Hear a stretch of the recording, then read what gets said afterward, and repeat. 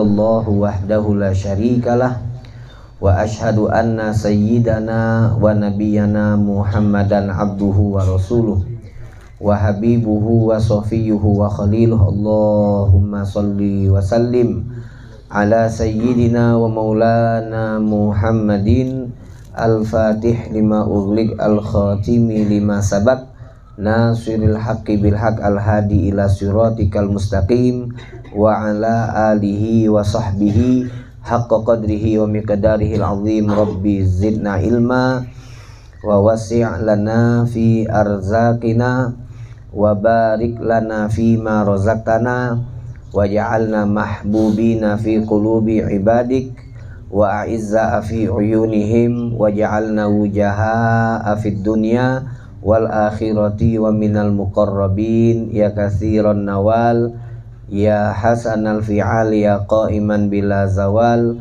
wa ya mubdi'an bila mithal falakal hamdu walakal minnatu walakal syarafu ala kulli hal wala haula wala quwwata illa billah. Amma ba'd.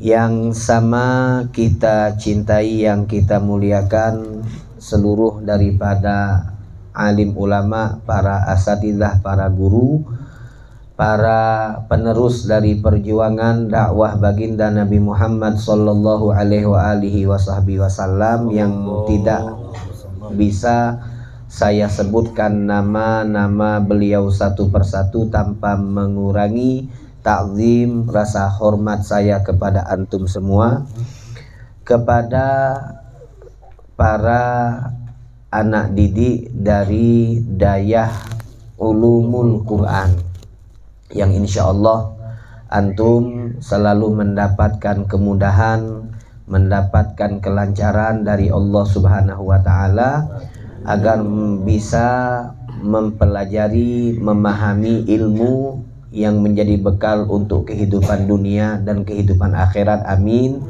amin ya rabbal alamin. Alhamdulillah, di waktu yang sangat barokah saya diberikan kesempatan untuk bersilaturahmi kepada Dayah Ulumul Quran, yang mana antum sebagai santriwan ataupun santriwati, sebagaimana yang dikatakan oleh pepatah Arab bahwasanya rijalul syababul yum rijalul ghad, anak-anak muda-mudi saat ini adalah kelak akan menjadi penerus daripada bangsa. Kita tahu kita saat ini hidup di era ataupun di masa yang banyak sekali ketimpangan, yang mana Nabi Muhammad di dalam sebuah hadis beliau menyatakan idza tuminal amru ataupun idza wusidal amru ila ghairi ahlih fantadhiris sa'ah. Kata Nabi Muhammad, di saat sebuah urusan dipangku atau dipegang oleh orang yang bukan ahlinya, maka fantadhiris sa'ah, tunggulah kehancuran. Maka ulama menyatakan salah satu daripada tanda-tanda akhir zaman, tanda-tanda hari kiamat, di saat banyak orang yang memangku, yang menduduki jabatan-jabatan penting, mereka bukan orang yang berkompeten ataupun orang ahli di dalam bidang yang didudukinya tersebut. Ini adalah tanda kiamat.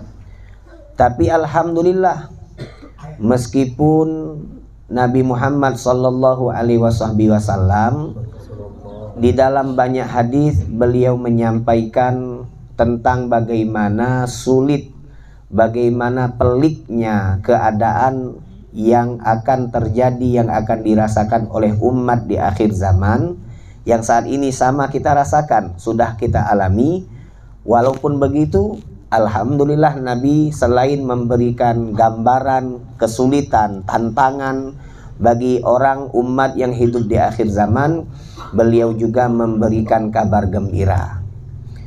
Kabar gembira bagi umat Nabi Muhammad yang setia, diberikan kabar gembira di saat mereka hidup di akhir zaman, maka mereka tetap akan mendapatkan perlindungan, tetap akan mendapatkan keselamatan, dan insya Allah di akhir zaman nanti kalau ada dari kita yang diberikan kemuliaan, maka di akhir zaman ada penyatu umat yang beliau memimpin dari seluruh umat sedunia yang kita kenal dengan sebutan Imam Mahdi. Nah hadirin hadirat, maka saat ini antum yang duduk di Dayah Ulumul Quran, insya Allah antum haruslah memiliki daripada tujuan, daripada tekad agar antum satu bisa menjadi orang sukses, yang kedua antum bisa menjadi orang yang mampu memberikan manfaat, dan yang ketiga antum insya Allah bisa menebarkan keberkahan. Jadi kita harus punya tekad seperti itu. Yang pertama menjadi orang sukses, yang mana kalau kita sukses tentunya akan memberikan manfaat. Jangan seperti banyak orang saat ini, dia cuma sukses tapi tidak mampu untuk memberi manfaat. Itu nggak ada guna. Sukses, ilmunya tinggi, jabatannya tinggi, hartanya banyak tapi tidak punya manfaat. Nah kemudian kalau dia sudah mampu untuk memberikan manfaat, maka insya Allah orang itu akan menjadi orang yang memberikan keberkahan, juga mendapatkan keberkahan dunia dan keberkahan akhirat. Nah, kalau kita punya niat, kalau kita punya keinginan, kalau kita punya tujuan, tekad untuk menjadi orang sukses, untuk menjadi orang yang memberikan manfaat dan mendapatkan kebaikan, tentunya tidaklah orang itu bisa sukses melainkan kalau dia memiliki ilmu. Sebagaimana yang dikatakan oleh ulama, bahwasanya siapa yang ingin mendapatkan dunia fa'alihi bil ilm, man arada dunia fa'alihi bil ilm. Siapa yang ingin mendapatkan sukses dunia, maka dia harus memiliki ilmu. Wa man aradal akhirah, barang siapa yang ingin sukses di kehidupan akhirat, fa'alaihi bil ilm, juga dia harus memiliki ilmu. Wa man aradahuma, dan barang siapa yang ingin sukses dunia dan sukses akhirat, juga dia wajib untuk memiliki ilmu. Alhamdulillah antum berada di tempat yang tepat. Antum bukan hanya mempelajari ilmu-ilmu dunia atau ilmu formal, tapi alhamdulillah di tempat ini, di Dayah ini, antum juga mendapatkan edukasi, mendapatkan pendidikan yang dulu pendidikan ini adalah pendidikan yang diajarkan oleh baginda Nabi Muhammad sallallahu alaihi wasallam. Maka manfaatkan kesempatan yang Allah Subhanahu wa taala berikan kepada antum semua dengan sebaik-baiknya. Di waktu antum berada di Dayah ini, setiap detik waktu merupakan kesempatan emas dari Allah Subhanahu wa taala yang sedikit pun tidak boleh kita sia-siakan. Setiap detik dari waktu yang kita dapatkan di sini adalah kesempatan emas yang wajib untuk kita maksimalkan dengan sebaik-baiknya, agar tidaklah kita keluar dari Dayah ini kecuali kita betul-betul mendapatkan ilmu yang banyak, mendapatkan ilmu yang bermanfaat. Amin, amin ya rabbal alamin. Kemudian sesuai dengan nama Ulumul Quran, Ulumul Quran. Di dalam Al-Quran Allah Subhanahu wa ta'ala berfirman, wa 'allamaka ma lam takun ta'lam wa kana fadlullahi 'alaika 'azima. Wa 'allamaka, dan Allah Subhanahu wa ta'ala memberikan ilmu kepadamu wahai Muhammad, ma lam takun ta'lam, ilmu yang sebelumnya tidak pernah engkau ketahui, wa kana fadlullahi 'alaika 'azima, dan sesungguhnya karunia Allah yang diberikan kepadamu wahai Muhammad adalah azima, karunia yang besar, karunia yang agung.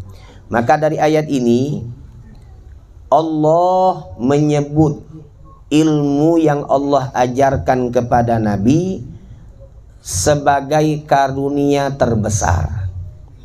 Jadi kalau ada orang yang menyebut harta merupakan karunia, maka karunia harta tidak bisa menandingi besarnya, agungnya karunia ilmu.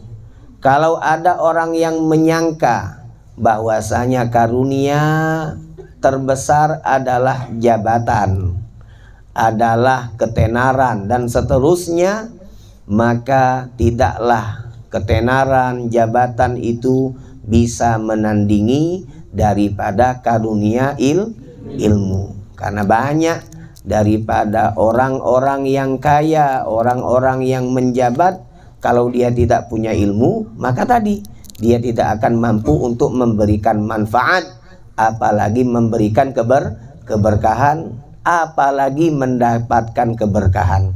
Nah, kemudian wa kana fadlullahi 'alaika 'azima.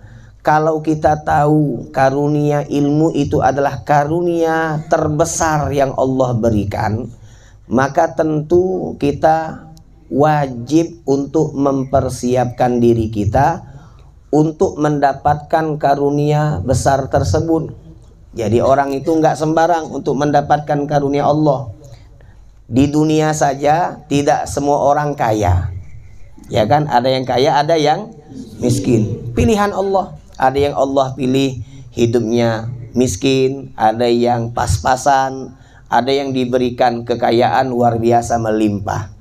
Kekayaan saja itu Allah bagikan karunia dengan cara pilihan-pilihan. Begitupun jabatan, begitupun kedudukan. Tidak semua orang punya kedudukan jabatan. Ada yang rakyat jelata, ada yang menduduki jabatan yang penting-penting. Nah, terlebih apalagi ilmu.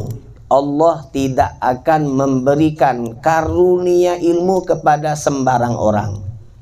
Ya, Allah tidak akan memberikan karunia ilmu kepada sembarang orang. Sebagaimana Allah memilih kekayaan untuk dimiliki oleh sebagian hamba Allah, kedudukan untuk didapatkan oleh sebagian hamba Allah, yang mana harta dan kedudukan itu sederhana, sepele dibandingkan karunia ilmu.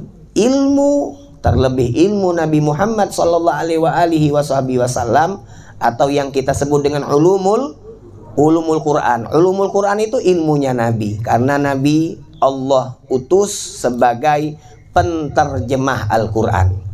Kehidupan Nabi Muhammad seluruhnya adalah sebagai penjelas, memberikan penjelasan terhadap Al-Quran. Di dalam Al-Quran tidak ada tata cara sholat, dari mulai takbiratul ihram sampai ke salam.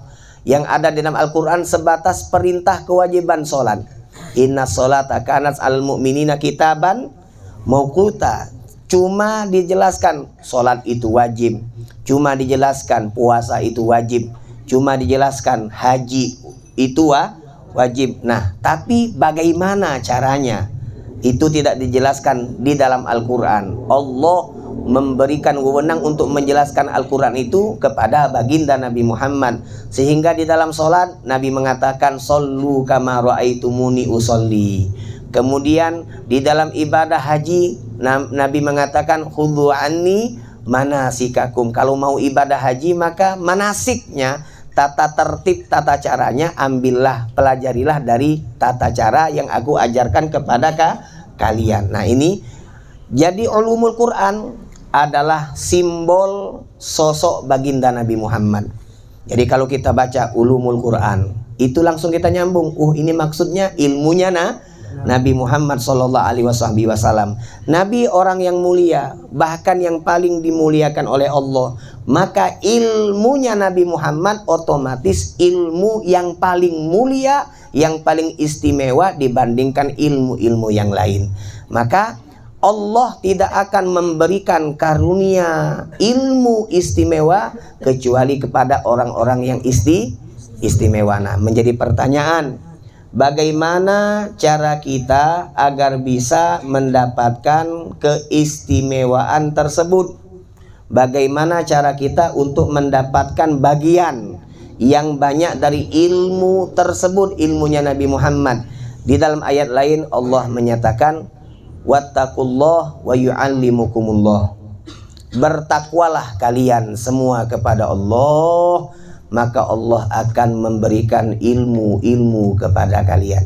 Jadi saya berwasiat kepada diri saya pribadi dan antum semuanya, mari kita siapkan diri kita untuk mendapatkan keistimewaan ilmu tersebut.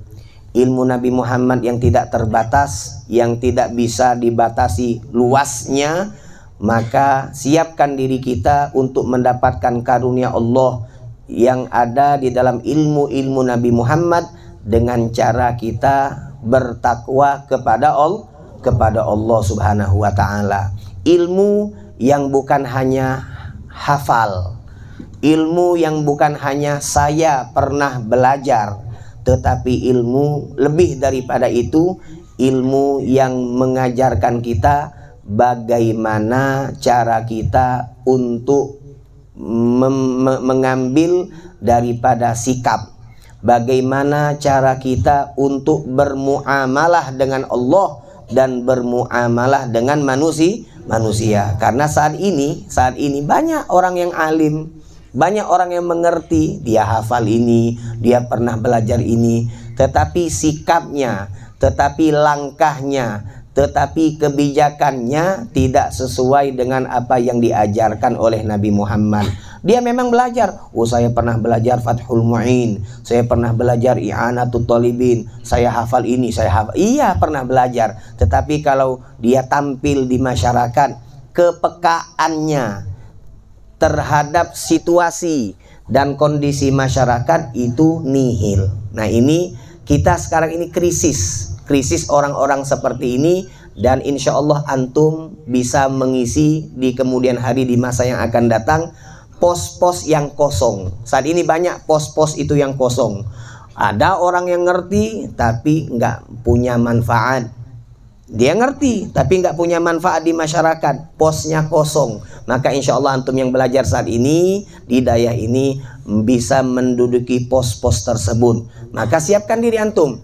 Caranya bertakwa kepada Allah. Bertakwa kepada Allah, mata jangan dipakai untuk bermaksiat, lisan jangan dipakai untuk bermaksiat, telinga jangan dipakai untuk bermaksiat, kaki, tangan jangan dipakai untuk bermaksiat, hati juga jangan dipakai untuk bermaksiat. Semakin hebat diri kita kita jaga agar tidak terjerumus ke dalam kemaksiatan, maka semakin besar peluang kita untuk mendapatkan ulumul Quran. Jadi orang yang cerdas bukan orang yang banyak menghafal, tapi orang yang cerdas adalah orang yang bertakwa.